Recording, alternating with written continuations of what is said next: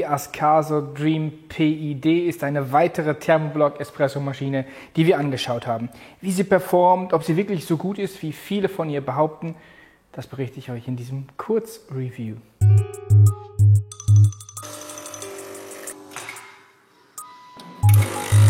Also am Anfang, das ist wirklich super. Willkommen zurück bei uns, bei den KaffeemacherInnen. Wir haben bereits ein ausführliches Testvideo über die Ascaso Dream PID gemacht. Das findet ihr in unserem Hauptkanal. Doch das ist wie immer etwas ausführlicher geworden. Deswegen gibt es hier eine Kurzversion mit den wichtigsten Fakten zu dieser kleinen Espressomaschine. Es handelt sich wieder um einen Thermoblock und auch die Ascaso Dream PID hat alle Stärken in sich vereint, die einen guten Thermoblock ausmachen, nämlich schnell aufheizen, relativ wenig Energieverbrauch und das ist das Allerwichtigste, sie ist sehr konstant und das können tatsächlich nicht alle Thermoblocks von sich behaupten. Das ist einer der Kritikpunkte, den wir immer wieder feststellen müssen. Doch wie auch schon bei der großen Ascaso Steel Duo PID macht hier die kleine Dream PID eine ziemlich gute Arbeit und ist wirklich sehr konstant. Innerhalb der Brühzeit variiert die Temperatur um nicht einmal 1 Grad. Und sogar über mehrere Bezüge hintereinander haben wir tatsächlich fast keinen Temperaturabfall bis zum 4. Bezug.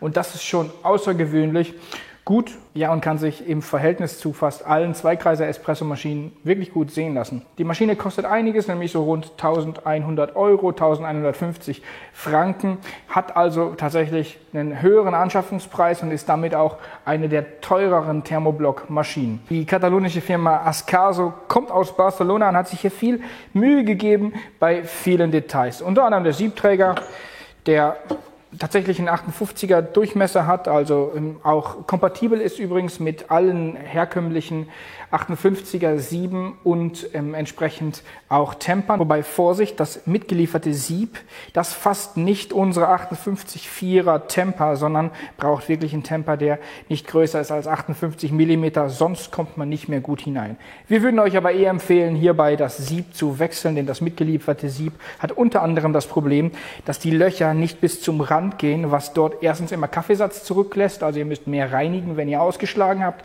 und zweitens ist die Extraktion nicht ganz so gleichmäßig bis an den Rand, wie das mit einem anderen Sieb der Fall wäre. Ein paar Sieboptionen haben wir euch unten verlinkt und auch in unserem ausführlichen Testbericht, den es natürlich wieder gibt. Ansonsten, Holzgriff liegt auch super in der Hand, lässt sich gut einspannen.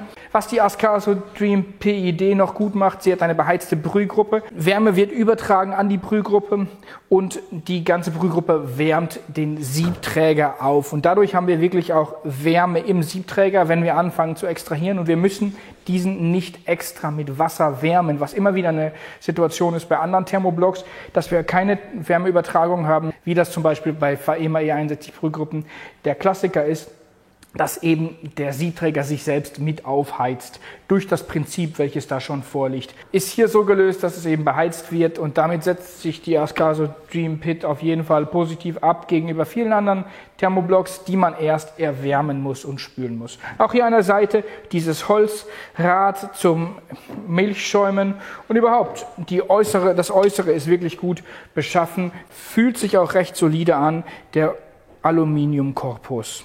Ansonsten haben wir eine relativ kleine Tropfschale, die meinen Kollegen Michel ein bisschen zum Fluchen gebracht hat.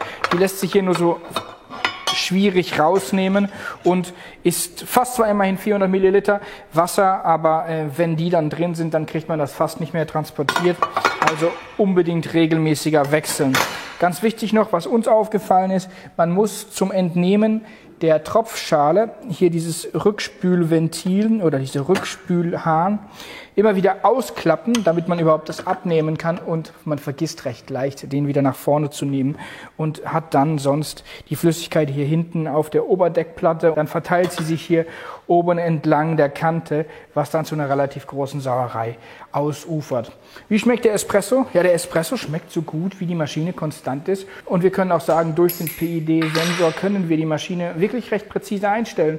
Wir hatten auch keinen Offset, also wir haben wirklich gemessen, dass die Maschine mit 94 ausgeliefert wurde und hier uns auch 94 ausgegeben hat als Temperatur.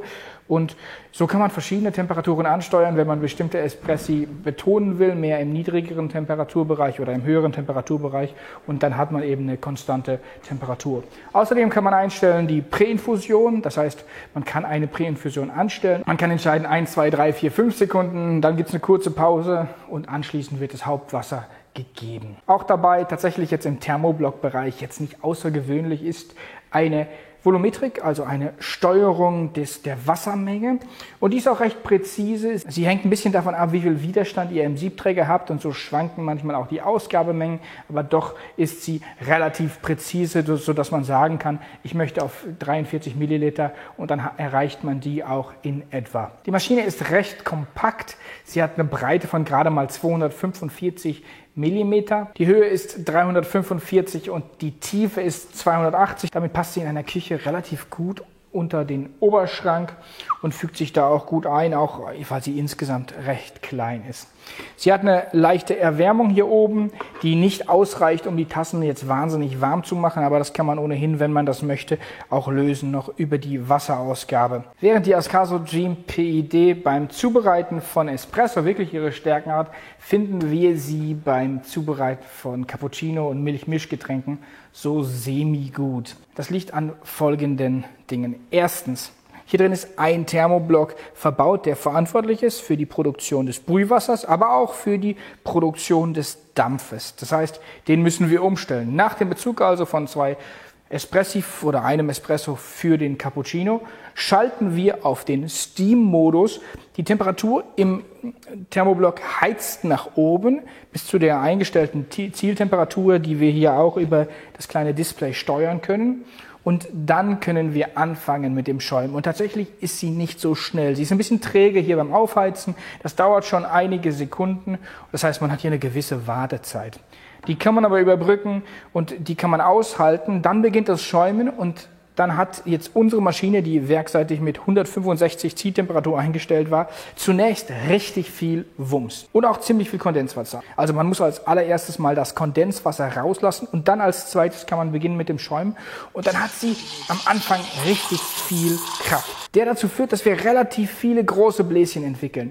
Sie lässt dann aber im Laufe des Schäumens nach und verliert immer mehr Kraft. Und dann wird es immer schwieriger, in der Rollphase tatsächlich die Milch in Bewegung zu bringen und auch die entstandenen Bläschen wieder herauszuschlagen.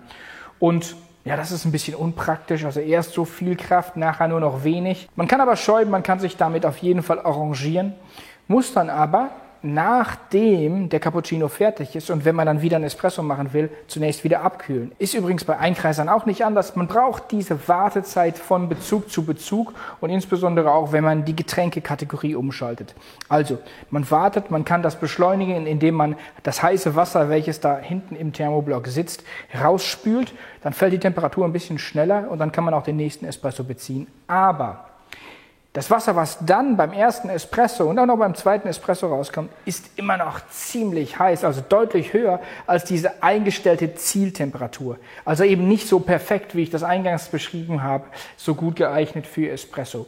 Und da muss man schon sagen, das sind schon ziemlich viele Abers. Also erstens dauert es, bis sie dann bereit ist zum Schäumen. Zweitens gibt sie recht inkonstanten Dampf.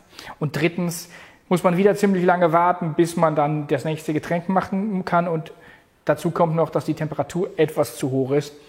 Deshalb würde ich sagen, nur semi-gut geeignet, wenn man wirklich auch ambitioniert immer wechseln will zwischen den Getränkekategorien.